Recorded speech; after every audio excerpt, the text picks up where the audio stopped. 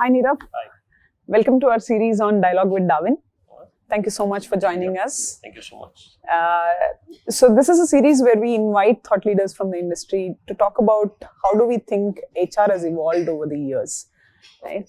On that note, I wanted to pick your mind on one very specific aspect within HR. Right? How do you think over the years organizations have approached employee value proposition as a element to actually attract talent? Today, the context of welfare has changed. The way employees perceive their welfare is different than those days. It's not about getting the good food and ensuring that the breaks are at the right time. Today, it's all about how engaged am I feeling doing the job that I'm doing. The other pieces that has really come to the forth now is the whole activism about choosing the companies that do the right thing. Today's talent is very demanding. They'll ask you very right questions. So I think the whole employee value proposition has broadened a lot, and it's gone into the realm of people being more wholesomely looking at their role and not just as an employee, because they feel that they are a part of a larger society while working at this organization. So I think organizations are having to make their definition of employee value proposition a little more broad-based than earlier. Another interesting topic where we wanted to, get your insight on something that's spoken about a lot, but it is never ending still, right? Is how do you think organizations are approaching digitalization today? And specifically, what is the objective that they're trying to achieve from digitalization now? The whole approach is that we need to survive this. It's it's a wave that needs you to kind of embrace and move with.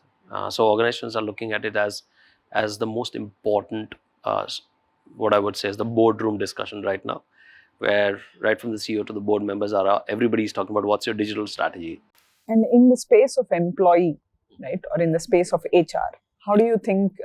What do you think is the biggest objective that organizations are trying to achieve in HR digitalization? I think it's one of the best opportunity for HR folks. I mean, the whole people function, I refer to as people function always, is that it just brings a completely different dimension to your function. You can allow all the mundane stuff to go out, completely automate it. And so we are going to be allowed to focus on more important things, be more valued ourselves, more valued to the organization, because you'll have more bandwidth by allowing for more little lower the value chain transactions to go automated completely.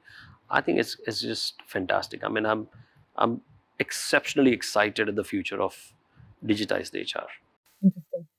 On that note, what is one advice you would have for folks who are selecting technology for their digital transformation today in HR? I think, if you look at product and tech organization, Darwin Box is one. It's important for organizations to understand where they are at in that journey. And I think it'll be important for organizations like Darwin Box to respond to that. And it's important that your product suite should allow for them to enter at any level, and then make the journey with them, which is actually a quasi product tech and consulting approach, which apart from the fact that organizations like yours are product and tech organization, if the execution team, if the engagement team, if the implementation team also acts as consultants, it just makes the life that much easier, because you have done that journey multiple times. So I would just say that if Darwin Box takes a consultative approach, it makes the organization's lives that much easier. That's so true, and that's one of the first questions that come to us whenever we start off with a new digital transformation journey, right? On what's the best practices that we can understand from every other transformation that we have done, right? So thank you so much for sharing that, Nirav.